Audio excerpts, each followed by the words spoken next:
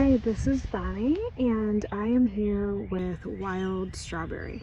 So right now it is a couple days to the spring equinox, so it's technically still winter here in Michigan, and but we can still do some plant identification. So this is wild strawberry, and what it has here is 3 leaflets. Each one of these is a leaflet. This entire thing is a leaf.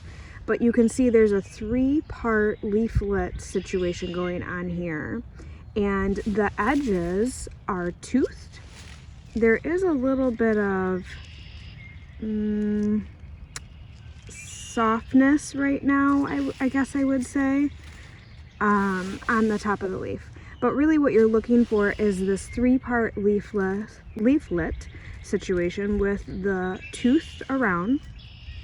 You are going to have this slender stem that is hairy, and right now that stem is reddish, and in, let's see, probably early spring, no, probably late spring, we're going to see white 5-part flowers that have a yellow center, and those are going to be easy to spot, and then that is where the actual strawberry is going to grow from.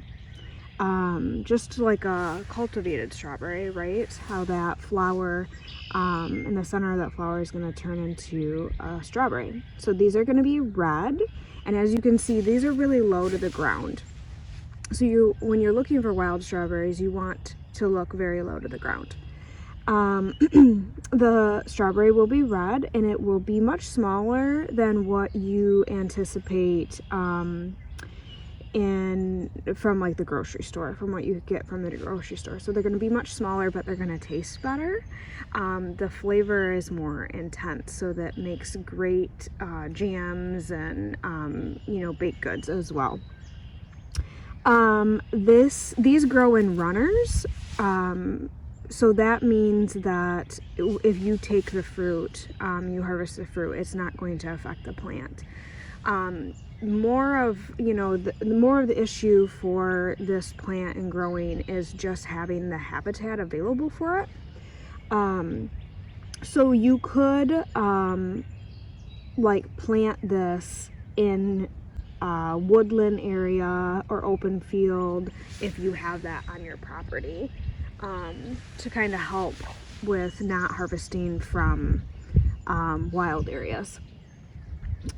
What else can I tell you? The leaves on this plant are going to turn very like red color, like a deep red in autumn, which can also help you like identify them, and you can kind of take note of where you found them, right? And come back on the summer solstice time, and that's when you should have ripe strawberries if other creatures have not eaten them before you get there.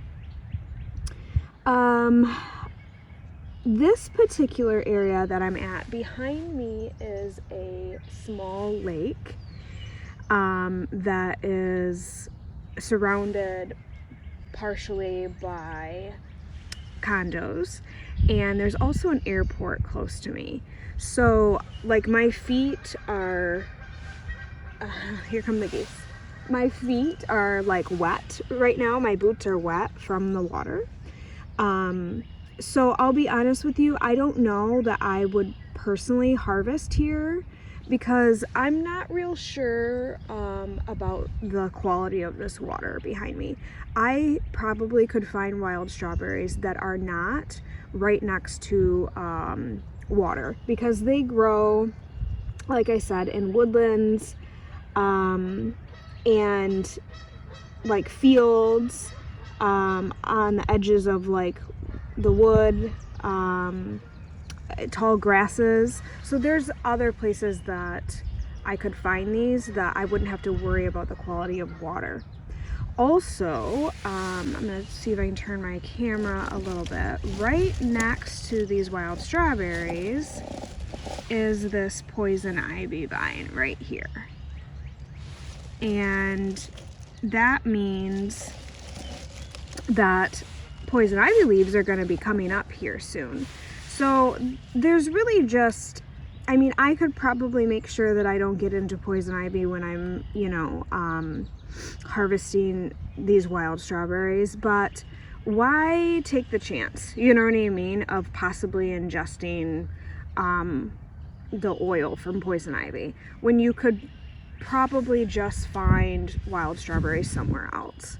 So that's something to be on the lookout for and think about. It's really important to know your poisonous and toxic plants in your surrounding area, so that when you are looking for medicinal plants or, you know, foraging, you can avoid those, right?